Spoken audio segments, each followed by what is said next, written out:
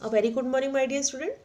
Before last period हमने civics का chapter number 3 the union executive start किया था, जिसमें हमने structure of the union government यानी सेंट्रल गवर्नमेंट का क्या स्ट्रक्चर होता है, then president and election of the president का इलेक्शन कैसे होता है, and power and function of the president के हाथ में कौन कौन से फंक्शंस रहते हैं और कौन कौन सी पावर रहती है, वो हमने पढ़ा था। उसके बाद prime minister and the council of minister कि प्राइम मिनिस्टर का क्या रोल है एंड काउंसिल ऑफ मिनिस्टर का क्या रोल है, वो हमें देखिए आपको पहले ही बताया है कि president is the nominal and constitutional head, where is the prime minister is the executive head. Prime minister और जो काउंसिल ऑफ मिनिस्टर है इनका बहुत बड़ा रोल है। तो prime minister and the council of minister हमने लास्ट पीरियड में पढ़ा था, and function of the prime minister कि प्राइम मिनिस्टर के क्या क्या फंक्शंस रहते हैं वो हमने लास्ट पीरियड में पढ़ा। अब हम पढ़ेंगे function of the council of minister. आज हम ये रीड करने वाले हैं। So all of you take out page number 77। Topic is function of council of minister. Council of minister के क्या क्या फंक्शन होते हैं, तो आइए देखते हैं। In a parliamentary form of government the council of minister take initiative in the process of law making. तो देखिए सबसे इंपॉर्टेंट जो काम होता है काउंसिल ऑफ मिनिस्टर्स का वो रहता है कि जो लॉ मेकिंग यानी लॉ, आपको पहले ही बताया था हमने, लॉ इस तरीके इजीली नहीं बन जाता कि वहाँ पे कोई भी डिस्कशन हुआ और लॉ बन गया। इसके बहुत सारे स्टेप रहते हैं, वो हमने बिफोर ये लास्ट चैप्टर में शायद हमने पढ़ा था। First reading, second reading and third reading, उसके बाद बिल पास होता है, देन ड्राफ्ट बनता है, देन उसके बाद लॉ बनता है ना। तो ये जो है प्रोसेस, लॉ बनने का जो प्रोसेस है, ये काम कौन करता है? काउंसिल ऑफ मिनिस्टर्स ही करते हैं। Okay, the scheme, policy, plan, ये सभी चीज़ें वहाँ पर डिस्कस होती हैं। तो ये किसका काम रहता है? काउंसिल ऑफ मिनिस्टर्स का। स्कीम बनाना, पॉलिसी प्लान करना, इनका जो प्रोसेस होता है ये सारा काम काउंसिल ऑफ मिनिस्टर्स का रहता है।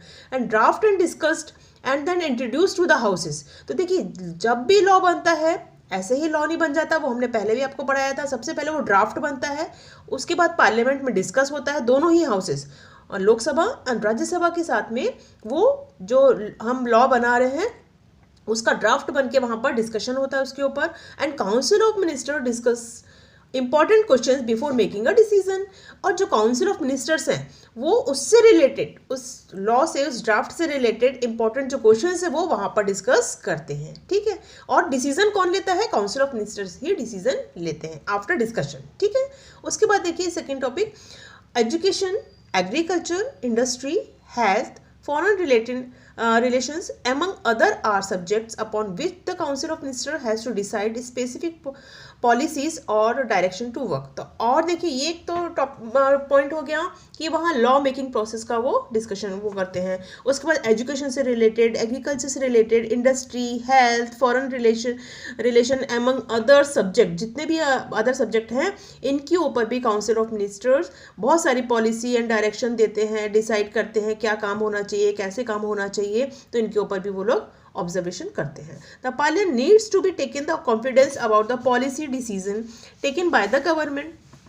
और उसके बाद जो पार्लियामेंट है, तो ये जो काउंसिल मिनिस्टर है इनको अपना कॉन्फिडेंस वहाँ पे बताना पड़ता है, इतना अच्छा काम करना पड़ता है ताकि जो पार्लियामेंट है वो इनके ऊपर कॉन्फिडेंस कर सके कि ये जो पॉलिसी का डिसीजन लेंगे वो बहुत ही सही होगा। Therefore the minister of the respective department lay their policy plan in their houses to bring about the discussion on it. और उसके बाद जो भी वो जिस डिपार्टमेंट, मान लीजिए एजुकेशन से रिलेटेड कोई भी वो पॉलिसी प्लान कर रहे हैं या कुछ भी कर रहे हैं, तो वो वहाँ पर कहाँ पर पार्लियामेंट में डिस्कशन होता है उसके ऊपर, और उसके बाद पॉलिसी का प्लान बनता है, और उसके बाद में जो भी डिस्कशन लिया जाता है वो उस जो डिपार्टमेंट है उसका जो हेड है उसके साथ में डिस्कशन होता है, और उसके बाद ही वहाँ पे ये काउंसिल ऑफ मिनिस्टर्स उससे रिलेटेड जो भी वो लेते हैं वो आगे कंटिन्यू कर सकते हैं। उसके बाद आता है implementation of policy is the foremost responsibility.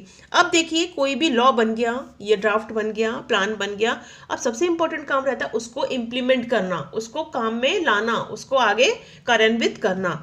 तो ये देखिए जो भी पॉलिसी बन जाती है ये बहुत बड़ी रिस्पॉन्सिबिलिटी है काउंसिल ऑफ मिनिस्टर्स की। तो ये कौन करता है? काउंसिल ऑफ मिनिस्टर ही करते हैं कि जो भी पॉलिसी बनाया जा रहा है, प्लान बनाया जा रहा है, उसको अच्छे तरीके से इम्प्लीमेंट हो हमारे प्रैक्टिकल रूप में।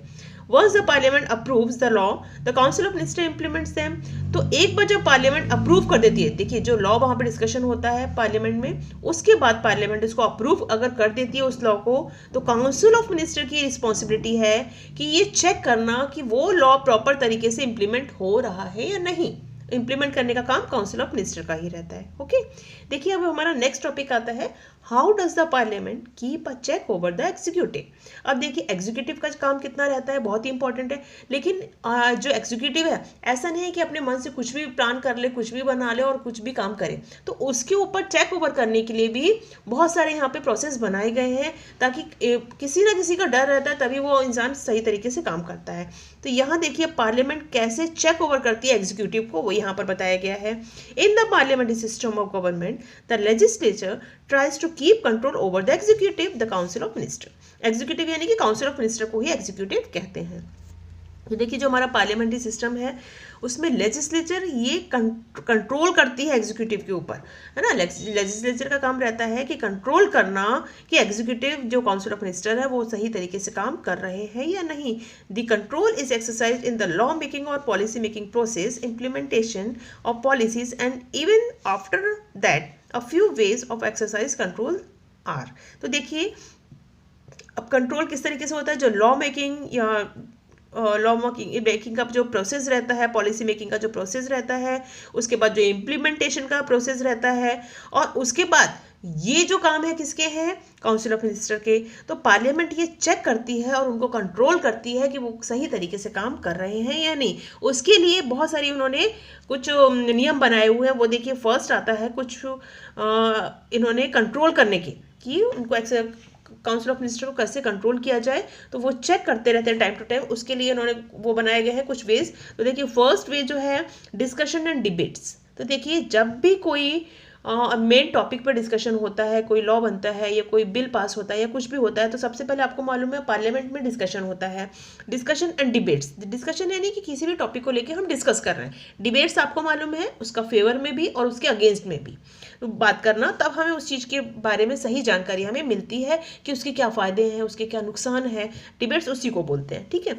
Debate and discussion among the members of the house are an integral part of the law making process. तो ये देखिए बहुत ही इंपॉर्टेंट पार्ट है, ये इंटीग्रल पार्ट है लॉ मेकिंग प्रोसेस का, जिसमें कि डिसीजन, डिस्कशन एंड डिबेट्स होती है। कोई भी जब लॉ बनता है उसका जो प्रोसेस होता है, तो ये सबसे इंपॉर्टेंट काम सबसे पहले होता है डिस्कशन एंड डिबेट्स। आपको मालूम है पार्लियामेंट्री जब सेशन होता है पार्लियामेंट में, तो दोनों ही हाउसेस के लोग होते हैं, लोकसभा एंड राज्यसभा के, और उसमें जो पार्टी ये ड्राफ्ट रख रही है, ये पॉलिसी रख रही है, तो वो पार्टी के लोग भी रहते हैं और अपोजिट पार्टी के भी लोग भी रहते हैं। तो देखिए जब भी फेवर पार्टी के जो लोग हैं वो उसे क्या क्या फ़ायदे हैं, और जो अपोजिट पार्टी है वो उसको क्वेश्चन कर सकती है, उसके अगेंस्ट में बोल सकती है, उसके नुकसान गिना सकती है, तो इसको बोलते हैं डिबेट्स, ठीक है। These debates and discussion have the members to scrutinise the policy proposals and law and point out the shortcomings. तो देखिए जब भी किसी टॉपिक को लेकर डिस्कशन होता है या डिबेट्स होता है, तो हमें उस चीज़ के बारे में अच्छाई या बुराई पता चलती है, ठीक है।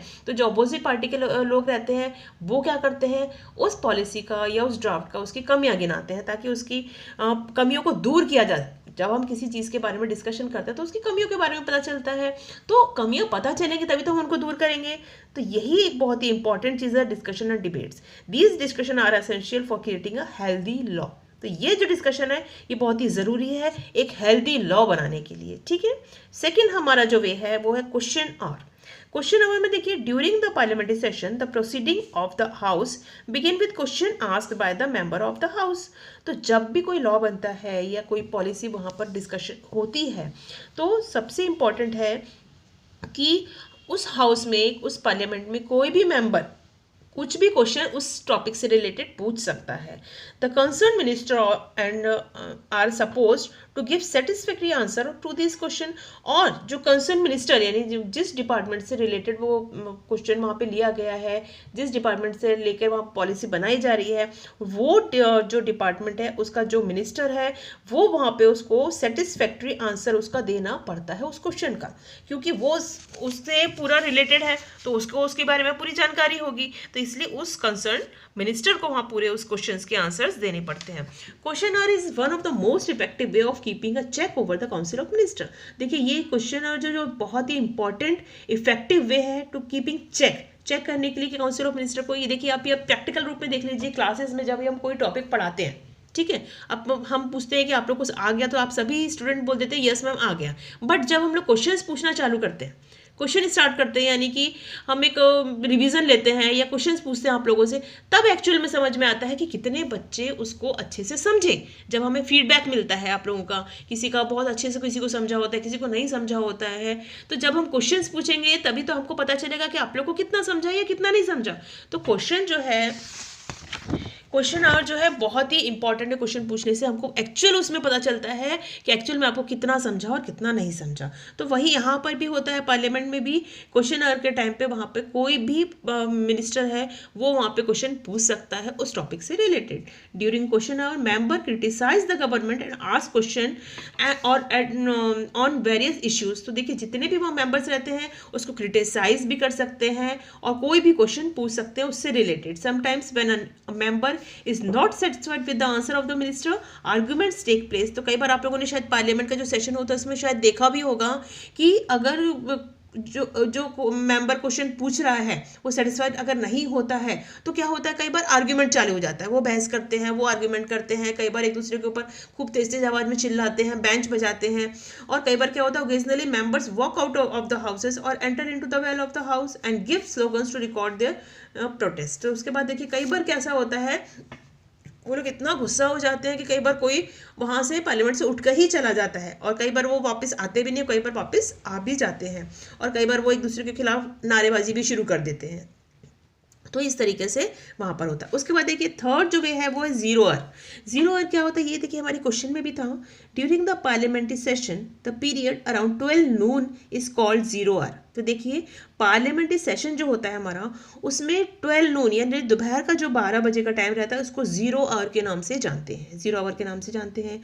क्यों? क्योंकि ड्यूरिंग दिस पीरियड, इस टाइम पीरियड में any question of public importance can be raised and discuss. तो इस टाइम पीरियड में पार्लियामेंट में जितने भी लोग रहते हैं वहाँ पे कोई भी एमपीज, कोई भी लोग कोई भी क्वेश्चन कर सकते हैं पब्लिक के वेलफेयर के लिए, पब्लिक के वेलफेयर के लिए कोई भी क्वेश्चन को वहाँ पर डिस्कस किया जा सकता है, पब्लिक को वेलफेयर, पब्लिक के इंपॉर्टेंस को लेकर वहाँ पर, तो इसलिए उसको जीरो आवर के नाम से जानते हैं। उसके बाद देखिए फोर्थ जो आता है no confidence motion. No confidence यानी अविश्वास प्रस्ताव बोलते हैं इसको, ठीक है। This is one of the most effective way to keep a check of the council of minister. ये बहुत ही इंपॉर्टेंट एक वे है जिससे कि हम चेक कर सकते हैं काउंसिल ऑफ मिनिस्टर को। ये देखिए क्या होता है, the government stays in power till it enjoys the support of the majority in Lok Sabha. देखिए आपको मालूम है जब अगर सभी लोग लोकसभा के जितने भी मेंबर्स हैं वो अगर उस पार्टी को सपोर्ट कर रहे हैं तभी जो गवर्नमेंट है वो स्टे कर सकती है, ठीक है। यानी उनका जो भी बिल पास होता है या जो भी वहाँ पे डिस्कशन होता है,